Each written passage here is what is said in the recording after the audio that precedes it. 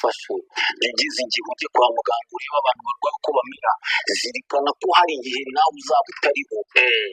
Izo nizo ndirimbo zima akajya n'umbwira uti muri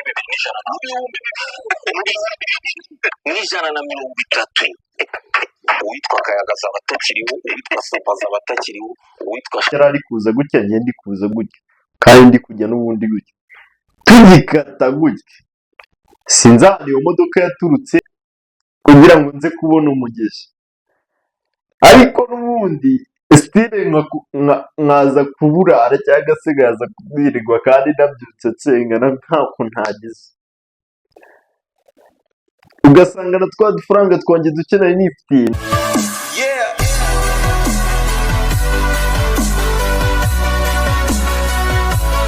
Yes, ikaze kuri Ibra Rwanda. Uyu munsi nshaka ko tuganira ku ijuru, apana rya juru baba pasiteri birirwa bababwira cyangwa se baba shehe n'iki kubera inyungu zabo. Reka nze noneho ngiye kubwira ijuru ku buryo iyi video ndakeka iba ujye kurugera ku musozo wamaze gusobanukirwa uburyo, wamaze gusobanukirwa power zawe, first of all reka nze mbanze nkumvishe no video kugira ngo ubashe kumva yuko bari abantu babikora mu nyungu zabo tu. Reka nze nkumvishe no video.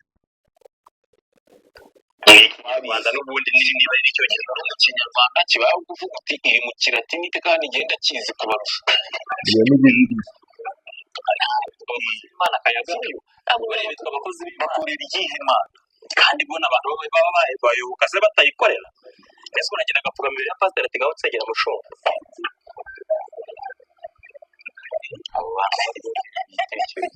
Abo bantu bazongera ibitekerezo. None se ugita ko ari Babylon system. Cyane ugiruta n'ibindi byose. Babylon ibintu byose ni Babylon cyambere. Abakozi b'Imana ntuzigere ubahanganisha. Uvuga ngo niba wumva indirimbo za Dorcas Dorcas na Vestine zikubaka zikurikire zikubake, niba wumva indirimbo za Theophile zikubaka zikurikire, niba wumva izo ndirimbo zikubaka zikurikire, ariko niba indirimbo zawe zitarimo zituma umuntu w'Imana uca bugufi ukanira neza abandi abaturage bawe baramutse gute, niba hari umurwayi umufashe yagize igihe ujye kwa muganga ureba abantu barwaye uko bamera, zirikana ko hari igihe nawe uzaba utariho. Izo nizo ndirimbo zima akajya n'umbwira uti muri 1,130 uwitwa Kayagaza abatakiriho, uwitwa Sepaza abatakiriho, uwitwa Shema n'aba bantu ubona turi kumwe n'aba badukurikiye bose abakiriho. N'aba ngo ijambo ry'Imana niryo rigomba kukwibutsa icyo gihe, sibyo? Aho uzaba uri ugomba kubaka iki gihe. Aho ugiye pasiteri kubarusha nimba mwibukije nimba mwibukije kibimbaye umuntu w'Imana kugenda koko. Okay. Abenshi dusanzwe tujya gusenga kuva ku wa mbere, noneho basigaye basenga kuva ku wa mbere kugera ku wundi wa mbere ngo bari mu masengesho. Nkibaza niba iyo Mana basenga ari abo yagenewe kugeraho kurenza abandi, hari uburyo baremyemo butangaje kurenza abandi. Twese turi ku isi twambaye umubiri, igihari nuko tuba tuzapfa kandi tuba tuzabura. Uti muri mu 2030 twebwe turiho kuri iyi si ntabwo tuzaba tukiriho. Uko niko kuri, ntabwo tuzaba tukiriho.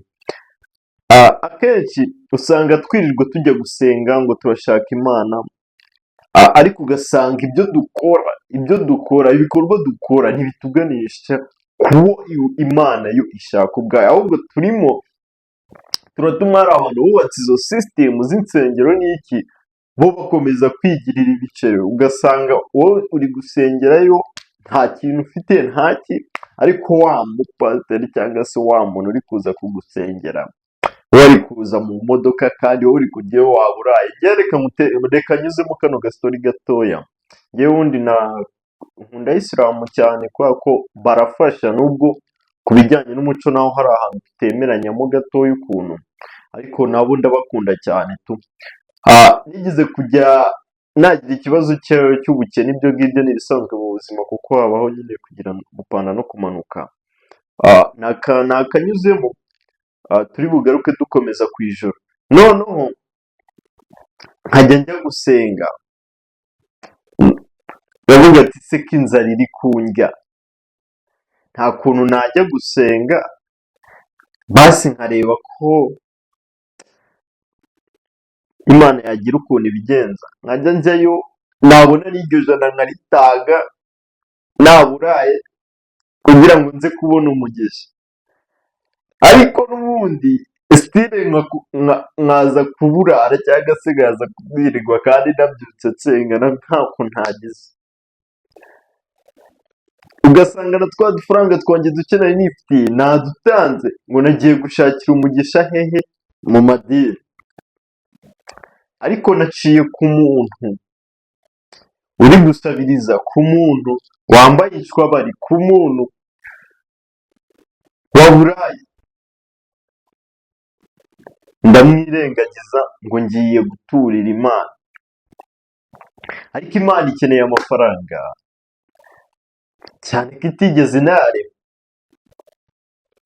Erega twibagirwa ko turi abantu, kandi umuntu nawe ni akamana gatoya, niko navuga, natwe turarema ubwacu. Niyo mpamvu avuga ati aho kugira ngo ujye uhora wivugaho ibibi, basi utekereza ibyiza, basi uzanapfire mu byiza. Ariko icyo ngira ngo nkubwire ku ijoro, ijuru riba muri wowe, nta handi hantu utegereje kuribona hanze. Yewe njya numva na ba Kenisi bavuga ngo nta juru ribaho, nta juru ribaho.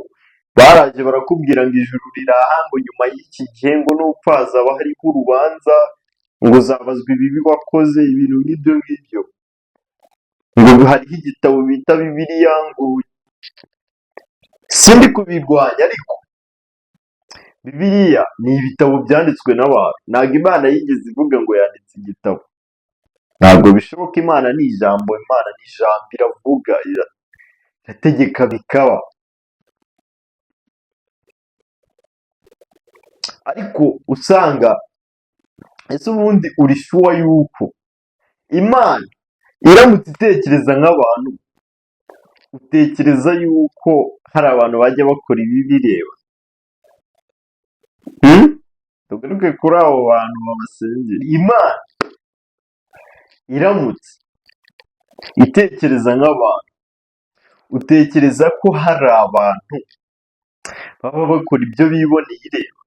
Ugasanga umuntu ariba iramureka ngo nzaguhana, ngo ntari bikomeza ubaho.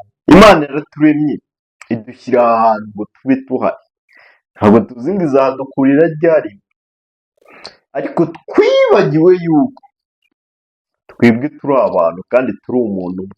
Nicyo kintu twirengagiza. Imana yaturemanye urukundo, ntekereza ko buri muntu Imana iba yaramuremye neza kandi ikamuha na roho nzima, ahubwo sosiyete yagezemo ikaba ari iyangiza kubera nyine za Babylon system bajya bababwira. Usanga tujya gushakira ibyishimo aho bitari, ngo ngwino usenge. Noneho hari n'ibintu abantu batajya bareba, nta nubwo bajya bitegereza competition ziba ziri mu madini. Hari ibintu mwebwe bagiye babashyira mu maso nyine baba badashaka ko mumenya cyangwa se mubona. Nta nubwo muba mubona ama competition barimo ngo nitwe beza kurenza bariya, kandi twese turi abantu, ngo nitwe beza kurenza bariya, ngo nukora ibi ngibi ngo ideni ryacu ryemewe ibi ngibi, ideni ntiryemerewe ibi ngibi, ngo dufite imiciro n'iyi ngiyi. Ugasanga hari n'ahantu ibyo bintu bituruka, aribo batubwira ngo dusenge dushake ijuru ngo tuzaribona. Ntaramuka amaso, nakubwira ko njye nta dini nigeze nsengeramo. Nasengeye mu bakatolike nubwo atari cyane, muri isilamu, mu bameto, mu badive, mu bagorozi, nasengeye mu madini ashoboka. Ariko nyine ibyo bintu byose mba naragiye mbibonaho, nkaba n'umwana wanyuze ku mihanda mukuru, noneho nkagira na access kuba namenya nyine kuri human nature cyangwa se uko umuntu yaremetse. turiho kugira ngo tubereho abandi, ntabwo twibereyeho ahubwo tubereyeho abandi. Sintekereza ko umuntu yaburara muturanye kandi ubizi neza ko yaburaye, ubizi neza ko atabonye ibyo kurya, ibyo bintu ubizi. Nubwo yaba abibona, urabizi neza ko abona ibya rimwe ku munsi gusa, kandi wowe urasigaza ukamenya. Kandi turi abantu, ntabwo uzi umuntu ngo uzagushyingura ninde, ngo ntabwo uzi ahantu uzagwa, ntuzi uzakurwaza. Erega ubuzima ukuntu bumeze ni bumwe, ariko ntabwo dufite kontorori ku buryo wakontorora ikintu cyose ijana ku ijana. Ntuzi ngo uzagwa he. Imana niyo nyine izi ahantu wowe uzagwa, niyo yanditse aho hantu uko byagenda kose, niba ariho uzagwa. Reka nze mbatere agatesitimoni cyangwa se ubuhamya ho gatoya. Hari igihe gishize bibaye, by the way, kuri njyewe nari ndi kuva ahantu mu kazi ku cyumweru, ndi gutaha mu masaha ngahe gutyo, mu masaha y'ikigoroba,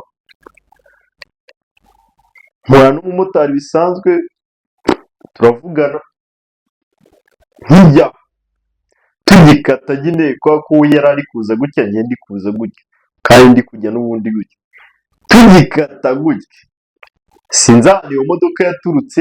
Nyine nanjye mba numva ari nk'inzozi, kuko byaranunguye kubona imodoka igufatiraho feri gutya. Na n'ubu ngubu uwo mumotari mbanza umutima utaratuza, kuko twaje ambwira ngo na n'ubu ngubu ntabwo ndamera neza, sindabyiyumvisha. Icyo nshatse kuvuga ngo ntabwo icyo ari cyo kintu, ntabwo igihe cyari cyageze cyo kugenderaho, cyangwa se akaba atari icyo kintu kizantwara, kuko ikizantwara cyo kirahari. Buri wese agira umunsi we. Niyo mpamvu Yesu, n'ukuntu bano biyita abakozi b'Imana, Imana yabahaye akazi. Reka nze namwe mbazi, Imana yigeze ibaha akazi ngo twe turi abakozi b'Imana.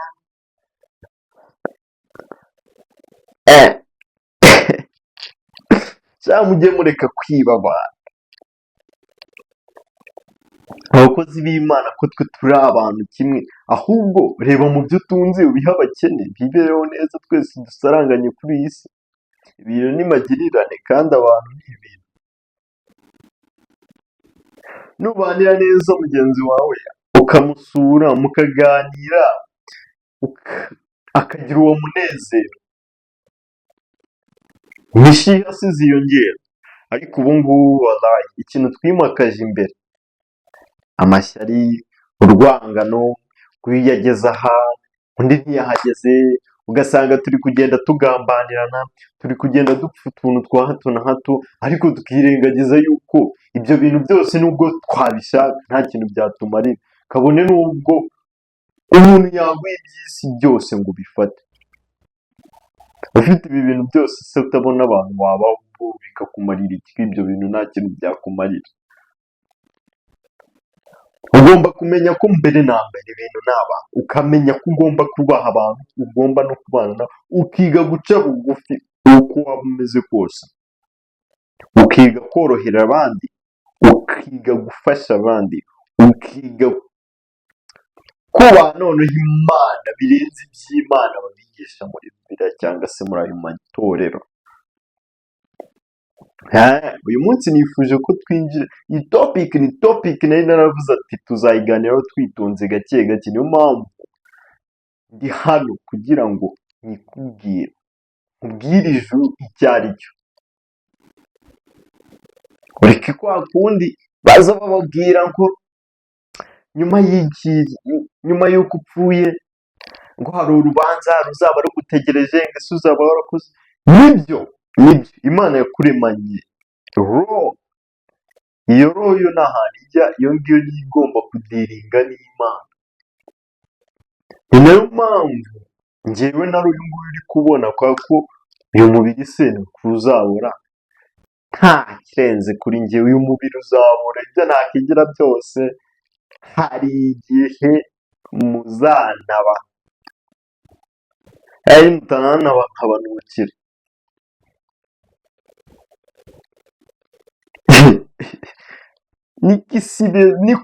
Nibwo buzima, niyo yumanije, aho bya bindi bababwira ngo iyo umaze gupfa ngo bigenda gutya ngo uzazuka.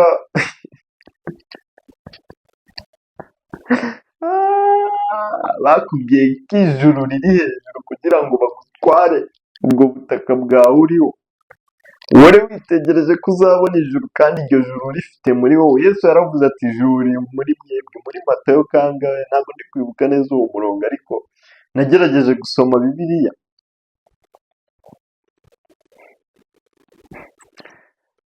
Twige gushyira hamwe, twige kubana neza n'abandi.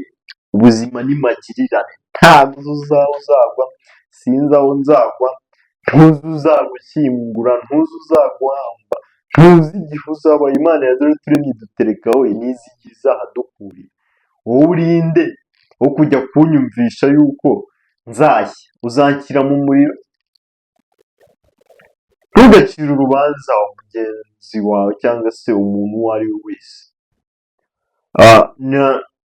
Ntugacire igifuniko cy'igitabo utasomyemo imbere ngo umenye ibiri mu gitabo. Ushobora kubona igitabo kiriho igifuniko kiri fekemo ukuntu, ukaba wagicira urubanza, ariko ntuzakore iryo kosa ryo kuba wacira igifuniko urubanza. Ntabwo uba uzi ngo ni ibiki birimo, ntabwo uba uzi ngo handitsemo iki se, cyangwa se ngo harimo ayahe mabanga. Igifuniko ni nk'uko rero utagaciriye umuntu urubanza kuko ntuzi igihe uzamutwarira. Ibaze ko n'abantu barema amarobo ariko gukora umuntu byabananiye. Nta muntu wabasha gukora undi muntu. Yewe n'izo za siyanse mwizereramo n'ibiki byose, na n'ubu ntibarasobanukirwa uburyo bakora umuntu, cyangwa se ntibaranamenya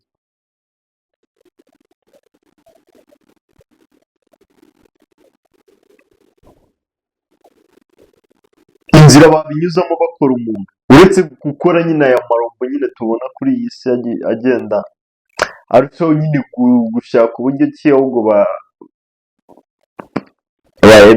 Ibyo ngibyo nabyo tuzabikora muri iyi topiki, nayo nzayibategurira, kuko hari ibintu byinshi ngenda mbona kuri iyi si. Imana njyewe ntanariza isi nyine ku rwego buri kantu kose nkibaza, wumva nshaka kumenya impamvu yako. Ntabwo ubwonko bwanjye buhora butuje, sinzi impamvu. Buri gihe mba numva nshaka kumenya iki kintu kubera iki. Ahubwiye amadini yose aragiye nsengeramo ntaramenya ngo ibiki n'ibiki bijya mbere, ntaramenya. Ajya ndeba koko si yo Mana, iyo Mana ituma umubyeyi atandukanywa n'umwana yabyaye. Iyo Mana ibidukunda bingana gute? Ntabwo Imana itwanga, Imana twese idukunda kimwe, niyo mpamvu itanga imvura ku babi n'abeza. Ariko ugasanga ngo zabona ijoro zajya mu ijoro, yego ye. Wowe bwakubaka ijuru ryawe, iryo juru kuryubaka ari nacyo ngira ngo nsorezeho. Kubaka iryo juru ni ukumenya ese mugenzi wawe ameze neza, ese niba atameze neza ni iki nakora kugira ngo abashe kumera neza. Tukareka ibyo kwigwizaho cyangwa se no kwigira nyamwigendaho, tugahagarika nyine ibintu byo kwishyira hejuru, kuko twese umunsi aba ari umwe. Kandi umuntu uri kuri iyi si ntabwo aba yishimye nk'umuntu wamaze kugenda, kuko haba ari ahandi hantu, ariko wowe usigara uhangayikishijwe n'ejo hazaza cyangwa se n'ukuntu uzaba ubayeho. Rimwe na rimwe ugasanga n'ibyo wigwijeho hari imyaka ugezemo ukabona wataye ubusa, wabitwariraga ubusa, ugasanga nyine ntacyo wakora ngo usubize igihe inyuma, nyine ubashe kuba